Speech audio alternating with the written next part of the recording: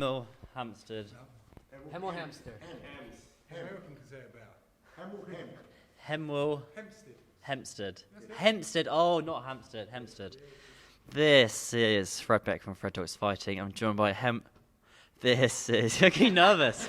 This is Fred Beck from Fred Talks Fighting. I'm joined by Foxer G in Hemwell, Hempstead Boxing Club.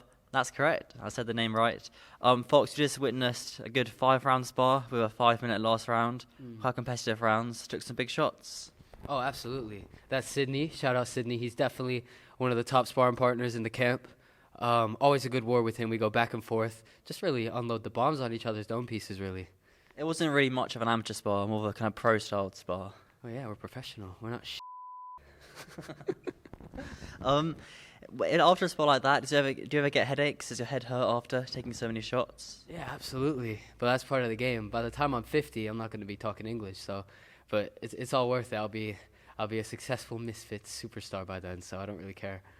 Sacrifices had to be made. Oh, absolutely, yeah. But is that sort of, after taking that many shots, is your head hurt for the next few days, or is it all right? Well, you have to have a brain to get shook to get a concussion. I don't really have many brains, so I dropped out of school for this for a reason. I was blessed with a very tiny brain, so I've kind of got like a lot of padding in the numbskull, so not really an issue. The layers of thickening have come up. Absolutely. Willie Sharks is clearly next, as has been mentioned quite a few times. Hoping for the KSI undercard. Yeah, I'm hoping for whenever. I've been ready for 3 cards in a row now. I don't care if it's on a non-pay-per-view or a KSI card. I can do it anytime, anywhere. So. Has it ever become rather frustrating, it being scheduled to fight and then not happening? No, because I just got more time to prepare. Right. I've been preparing for this guy for like 40 weeks, something crazy like that now. So, just got his number, really. Do you know that this fight's going to happen, considering it hasn't happened twice already? Walid's the only person who knows the answer to that question, I'm ready to fight anytime, any place, anywhere, as I said. So, that's a question for Walid. Do you see Walid as a sort of gatekeeper at the lightweight division, considering he's one of the top fighters, but he's lost twice to Dean now? I see him as my next opponent. That's really about it. I just take it step by step, fight by fight. Walid's next. I don't really care what comes after him. It's just him. What would you say his biggest attribute is? He's strong and powerful and stubborn. But I would also say that all of his greatest strengths can also be used as weaknesses. And that's what you're going to see on March 29th, or whenever the fuck it happens. Whenever it happens, indeed.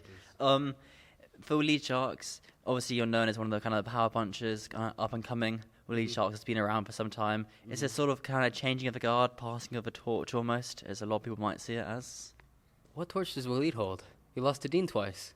I don't know, man. Like I said, Walid's just my opponent. I got respect for him. He's a good, tough opponent. And I'm just ready to showcase my skills against him. It's not about passing the torch down or anything. In my opinion, I've had the torch since the J fight, But that's how I have to believe. Dean has to think he has the torch. Walid has to think he has the torch. I just got to go in there and show my skills. We saw how much it kind of helped your start and your stock, how much it rose after a knockout win against Jay, on more of a smaller card. On a KSI undercard, when it's got that many eyes on it, when so many people bought pay-per-view, does a win over Walid Sharks, or even a knockout win over that, make you even much more of a superstar? Yeah, I'd hope so. I definitely hope so. I guess we'll have to wait and see when I knock him out. See how the people react. How confident are you in the knockout? I know that you go into fights thinking, not aiming for the knockout, it's never good to aim for it, but in reality it's Misfits, it's not.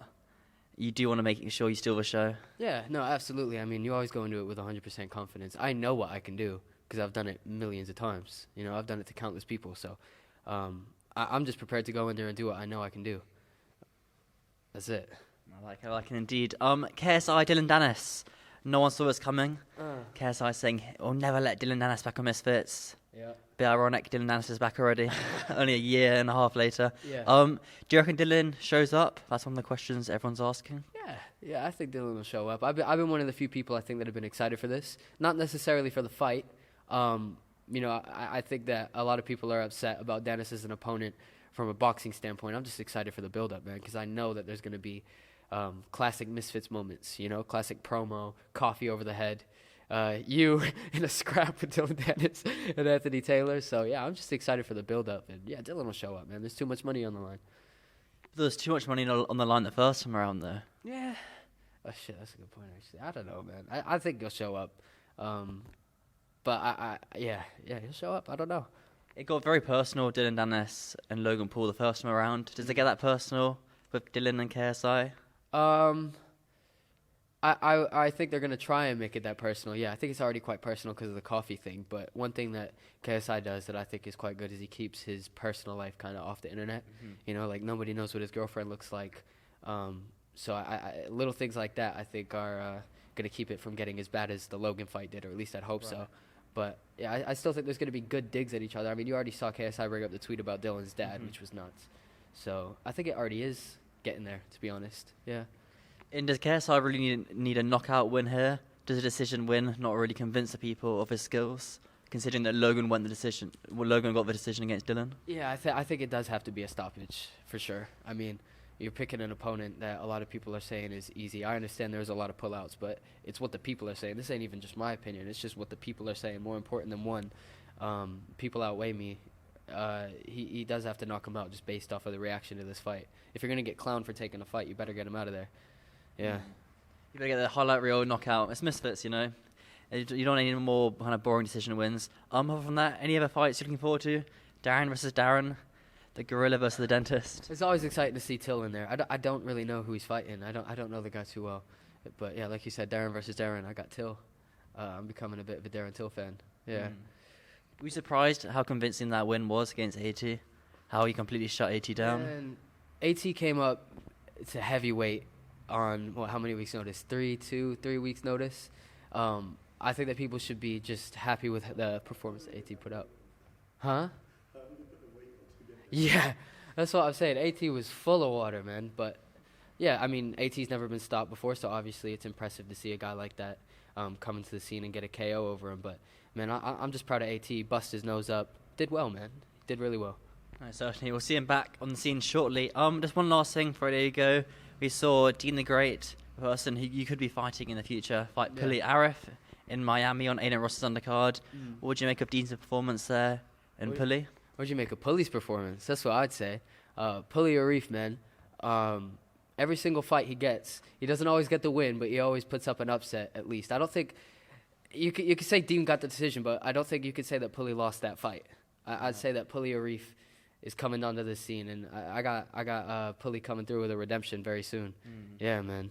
Where is he today? You guys are all training, and he hasn't turned up. Fucking Puli, man. You know what? He always runs to the gym. Everyone else drives, but he usually runs like 20, 30 miles. So he'll probably come in now in a few minutes. So, yeah, man. As we're closing. Yeah, as we're closing, exactly. But that never stops Puli. He doesn't ever make an excuse. Never. No excuses for Puli Arif. All right. Well, Fox, as always, man, thank you very much. Thank you, Fred. Perfect. Hell yeah.